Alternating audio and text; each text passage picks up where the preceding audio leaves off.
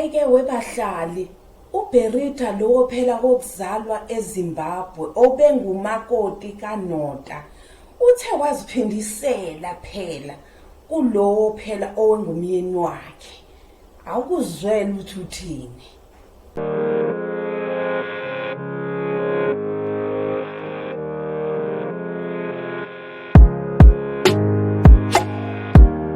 Athi-ke lowo phela obeshadile kuNota Uberita ephendula inkulumo abekade eyibambile nomunye wama-podcast uNota uthi nje uhubuza amanga wodwa.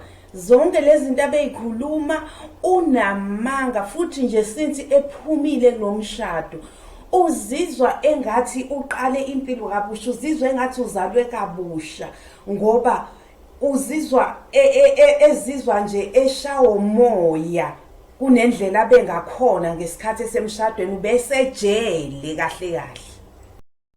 Kulandela kona ku-Twitter kukaBerita, ngoba phela wayiveza indaba ukuthi yena etweet ukuthi umshado wakhe yena wawushiya ngoJanuwari, waphuma waphela nje emshadweni lo phela ongumculi weleli culo elithi ngicela ukhisi.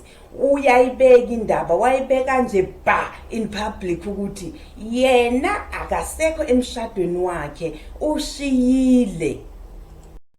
NgokukaNonta-ke le ndaba uyibone sengathi unkosikazi wakhe uthakathekile, lo obengunkosikazi wakhe uthakathekile, wathakatheka ngodumo olungene phakathi komshado wabo, labamoshela umshado. So manje uNonta angazi noma ukukwata noma ngizothi yini, ngoba uphinde waphinda ngezi 18 wayoyibeka vele futhi le ndaba ngezi 18 zikaJuly wayibeka okuyikwenye podcast ukuthi unkosikazi wakhe uthakathwe udumo lumu angazi ngathi lumenzeni bahlali udumo. Yabona-ke waba nodumo, uzibona ukuthi usuku leya ndawo ilona uthathwe yilo udumo, lamenza wangazazi noma unkosikazi noma uyini. So uyayibona le ndaba ukuthi ihambe lapho ukuthi unkosikazi wakhe azabe kanjena.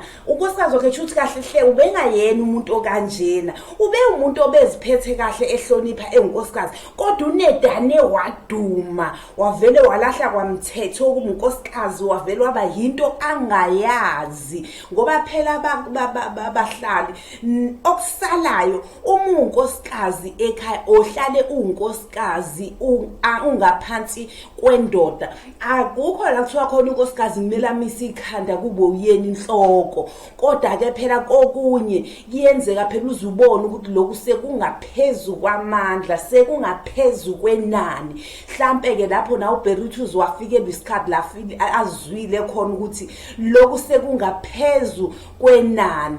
Nangoke uNota uyasho-ke vele ukuthi hayi uBerita obengumakoti wakhe uthathwe udumo wavele waphambana. Manje kodwa uBerita uyasho ukuthi yonke lento ayishoyo ayikho amanga, okusho ukuthi kahle kahle uBerita ubebekezele ngegazi, ubesebekezele ngenxeba, ngoba phela shuthi ubebekezelela ubuhlungu ngendlela indaba ayibeka ngakhona. Shuthi bekunzima, bekunyiwa laphana, ngoba uNota okushuthi uyile ndoda enomthetho, engathathi amasayidi, engafuni ukuthi kugcine unkosikazi, fanele kugcine yena.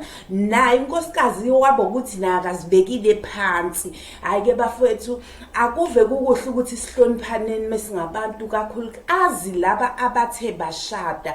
Si-understandane ukuthi wena izinga lakho lihamba ligcinephi, nawe ndoda uzazi ukuthi lakho izinga lihamba ligcinephi.